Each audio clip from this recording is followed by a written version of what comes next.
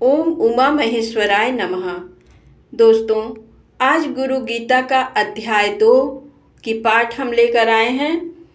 ब्रह्मानंदम परम सुखदम केवलम ज्ञानमूर्तिम द्वंद्वातीतम गगन सदृशम तत्वमस्यादिलक्ष्यम एकम नित्यम विमलमचलम सर्वधी साक्षिभूतम भावातीतं त्रिगुणरहितं सद्गुरुं तं नमामि।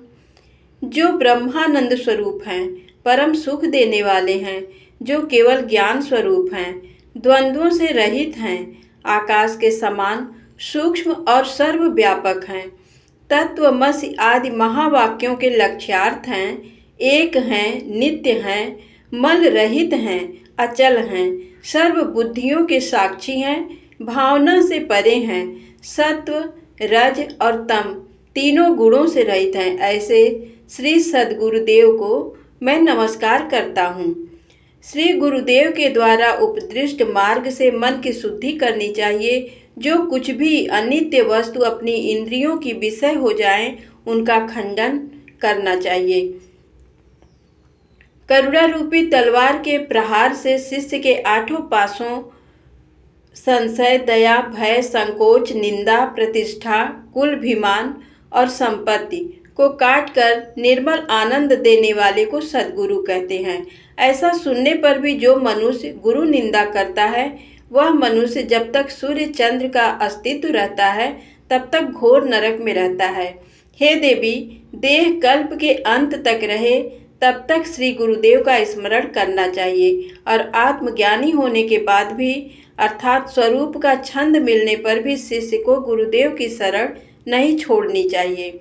श्री गुरुदेव के समक्ष प्रज्ञावान शिष्य को कभी हुंकार शब्द से मैंने ऐसा किया वैसा किया नहीं बोलना चाहिए और कभी असत्य नहीं बोलना चाहिए। गुरुदेव के समक्ष जो हुंकार शब्द से बोलता है अथवा गुरुदेव को तू कहकर जो बोलता है, वह निर्जन मरुभूमि में ब्रह्म राक्षस होता है। सदा और सर्व अवस्थाओं में अद्वैत की भावना करनी चाहिए, परंतु गुरुदेव के साथ अद्वैत की भावना कदापि नहीं करनी चाहिए। जब तक दृश्य प्रपंच की विस्मृत न हो जाए तब तक गुरुदेव के पावन चरणार बिंद की पूजा अर्चना करनी चाहिए। ऐसा करने वाले को ही कैवल्य पद की प्राप्ति होती है, इसके विपरीत करने वाले को नहीं होती। संपूर्ण तत्वज्ञ भी यदि गुरु का त्याग कर दे तो मृत्यु के समय उसे महान विक्षेप अवश्य हो जाता है। हे देवी, गुरु के रहने पर अपने आप कभी किसी को उपदेश नहीं देना चाहिए। इस प्रकार उपदेश देने वाला ब्रह्म राक्षस होता है। गुरु के आश्रम में नशा नहीं करना चाहिए, टहलना नहीं चाहिए, दीक्षा देना, व्याख्यान करना, प्रभुत्व दिखाना और गुरु को आज्ञा करना, ये सब निषिद्ध है। गुरु के आश्रम में अपना छप्पर और पलंग नहीं बनाना चाहिए, गुरुदेव के सम्मुख पैर नहीं पसारना, शरीर के भोग नहीं भोगने चाहिए और अन्य लीलाएं नहीं करनी चाहिए। गुरुओं की बात सच्ची हो या झूठी, परंतु उसका कभी उल्लंघन नहीं करना चाहिए। रात और दिन गुरुदेव की आज्ञा का पालन करते हुए उनके सानिध्य में दास बनकर रहना चाहिए। जो द्रव्य गुरुदेव ने नहीं दिया हो उसका उपयोग कभी नहीं करना चाहिए। गुरुदेव के दिए हुए द्रव्य को भी गरीब की तरह ग्रहण करना चाहिए, उससे प्राण भी प्राप्त हो सकते हैं। पादुका, आसन, बिस्तर आदि जो कुछ भी गुरुदेव के उपयोग में आते हों, उन सर्व को नमस्कार करने चाहिए और उनको पैर से कभी नहीं छूना चाहिए। चलते हुए गुरुदेव के पीछे चलना चाहिए, उनकी परछाई का भी उल्लंघन नहीं करना चाहिए। गुरुदेव के समक्ष कीमती वेशभूषा, आभूषण आदि धारण नहीं करने चाहिए। गुरुदेव की निंदा करने वाले को देखकर यदि उसकी जिह्वा काट डालने में समर्थ न हो तो उसे अपने स्थान से भगा देना चाहिए। यदि वह ठहरे तो स्वयं उस स्थान का परित्याग कर देना चाहिए। हे पार्वती, मुनियों, पन्नगों और देवताओं के शाप से तथा यथा काल आए हुए मृत्यु के भय से भी शिष्य को गुरुदेव बचा सकते हैं। गुरुदेव के श्री चरणों की सेवा करके महावाक्य के अर्थ को जो समझते हैं वे ही सच्चे सन्यासी हैं, अन्य तो मात्र वेशधारी हैं। गुरु वे हैं जो नित्य निर्गुण निराकार परम ब्रह्म का बोध देते हुए जैसे एक दीपक दूसरे दीपक को प्रज्वलित करता है, वैसे शिष्य में ब्रह्म भाव को प्रगटाते हैं। श्री गुरुदेव की कृपा से अपने भीतर ही आत्मानंद प्राप्त करके समता और मुक्ति के मार्ग द्वारा शिष्य आत्मज्ञान को उपलब्ध होता है। जैसे स्फटिक मणि में स्फटिक मणि तथा दर्पण में दर्पण दिख सकता है, उसी प्रकार आत्मा में जो चित्त और आनंदमय दिखाई देता है, वह मैं हूँ। हृदय में अंगुष्ठ मात्र परिणाम वाले चैतन्य पुरुष का ध्यान करना चाहिए। वहाँ जो भाव स्फुरित होता है वह मैं तुम्हें कहता हूँ, सुनो।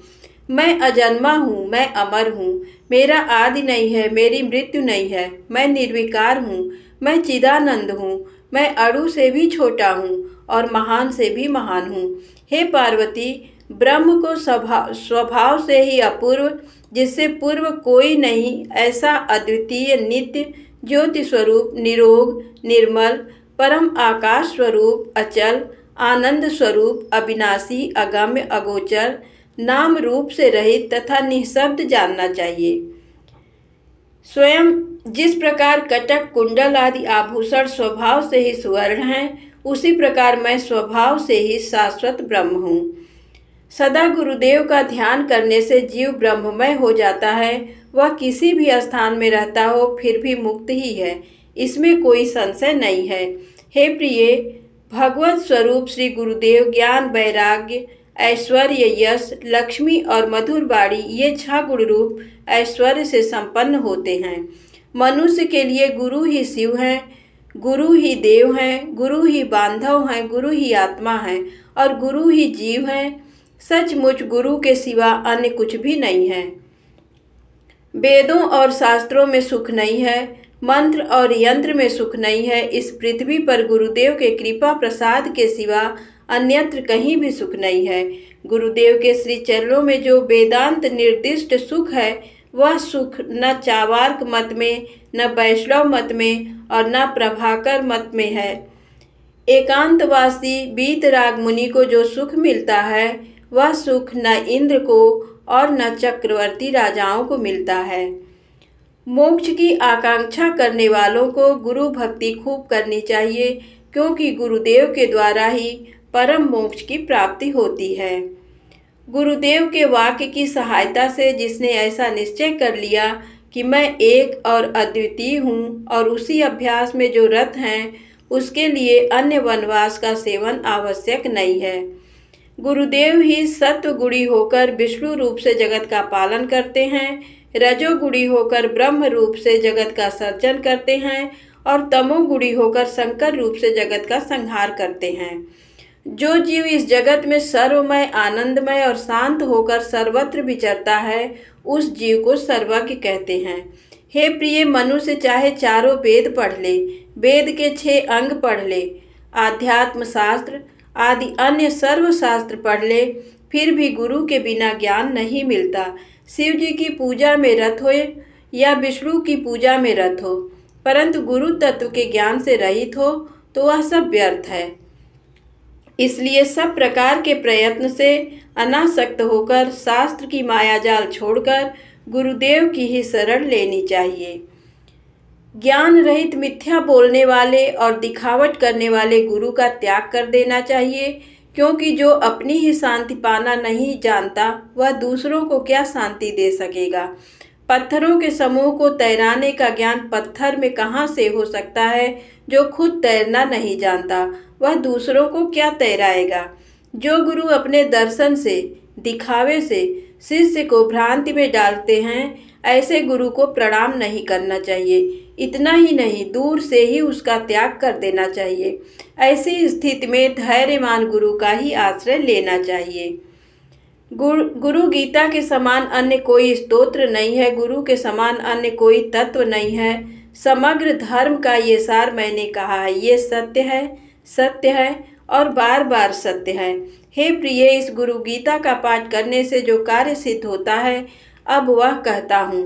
लोगों के लिए ये उपकारक है, मात्र लौकिक का त्याग करना चाहिए। जो कोई इसका उपयोग लौकिक कार्य के लिए करेगा वह ज्ञानहीन होकर संसार रूपी सागर में गिरेगा। ज्ञान भाव से जिस कर्म में इसका उपयोग किया जाएगा वह कर्म निष्कर्म में परिणत होकर शांत हो जाएगा। हे देवी, गुरु गीता के जप से अनंत फल मिलता है। गुरु गीता सर्व पाप को हरने वाली, सर्व दारिद्र्य का नाश करने वाली है।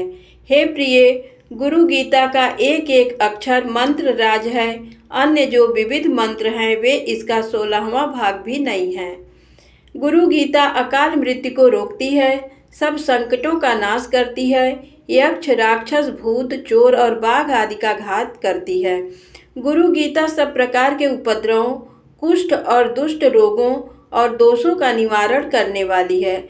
श्री गुरुदेव के सानिध्य से जो फल मिलता है वह फल इस गुरु गीता का पाठ करने से मिलता है।